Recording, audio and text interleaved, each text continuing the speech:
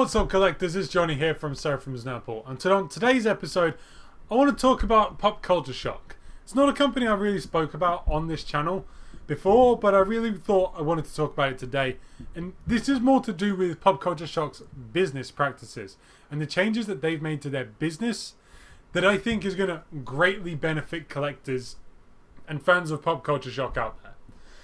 Now, Pop Culture Shock has received quite a lot of flack over the past couple of months because, you know, there's been delays in their process. They've had a couple of issues with some of their pieces and just a lack of communication to a certain extent with regards to their pieces. But recently they've brought in new people to run sort of the business aspect of Pop Culture Shock. Now, Jerry, who is the CEO who owns the place, no longer the CEO, he is staying on as the lead designer. Now, he is the guy that has pioneered Pop Culture Shock and made it what it is.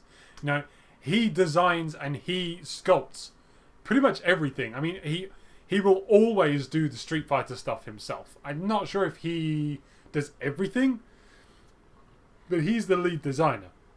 So, he's the top guy. But, you know, he had to run everything else as well. He was in charge of making sure customer service was up to scratch, keeping the factories in line, making sure the production quality was good, marketing, everything. You know, the guy was a one-man band. He did a lot by himself. And, you know, he had people working underneath him, but he was still the main guy. He was the go-to guy. He has now taken a step back and can go back to enjoying the art. And that is what he said himself. There was a post on the Pop Culture Shock Facebook page. I'll see if I can find it and post it up for you guys. If you want, you can just pause on it and read the whole thing, because I haven't got it on me.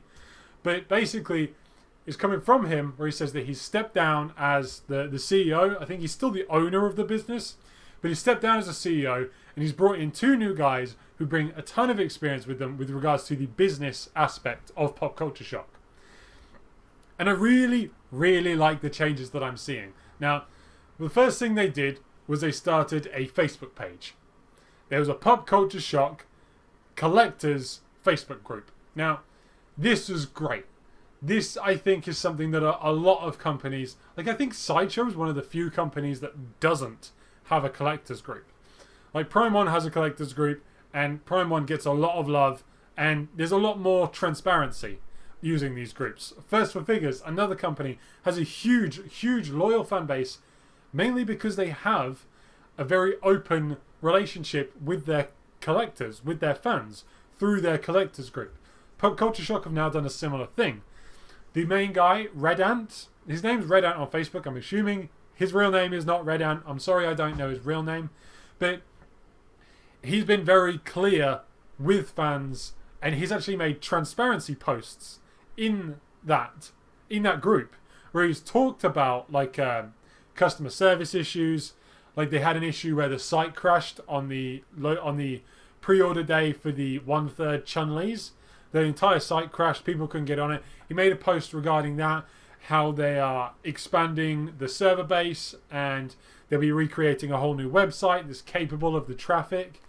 And, you know, they're posting behind the scenes shots and little snippet videos of stuff in production, you know, from pictures from the factory. They're actually telling us now, like when stuff turns up at their warehouses, then that they will then be shipping out. There's just so much more clarity and transparency. And I think this is something that Pop Culture Shock have needed for a very, very long time. By the sounds of it, their brand new website is going to give you like login details. You can log in, you can check your orders and see how things are going. Like, because at the moment, you can't see any of your orders. Like, if it's sold out, that's it. Sold out. It drops from their website. And if you've got that order, you've just got to rely on the email invoices that you get from them, by the sounds of it, to tell you when you're getting when they're taking payments and when you're expected to get them. Especially like from their newsletters. That is getting completely revamped with these new guys coming in to do customer service related work. And customer service has already increased. People are a lot more happy with Pop Culture Shock. And it looks like Pop Culture Shock are, happily enough, here to stay. This is something that I thought potentially might have caused a bit of an issue. Like I thought, you know, Pop Culture Shock don't buck up their ideas and do something when they were getting so much hate and so much sort of heat on them. They were just, people were just pounding on them, calling them terrible, worst company ever, never going to deal with them, stuff like that. This is the right direction. They've really taken into consideration what people have said and gone, right, we need to make a change. And these changes, so far, so good. These changes are for the better, and I'm really excited to see what more they're going to come out with. There's been a lot more transparency with regards to the lines that they've got coming out, what they currently have production. People have been asking, when are we going to see this character come out? When are we going to see that character come out? I pre-ordered this a while ago. When am I getting it? And, you know, within certain limitations, they're getting the answers they're looking for. And this is absolutely astounding. This is really what I wanted to see.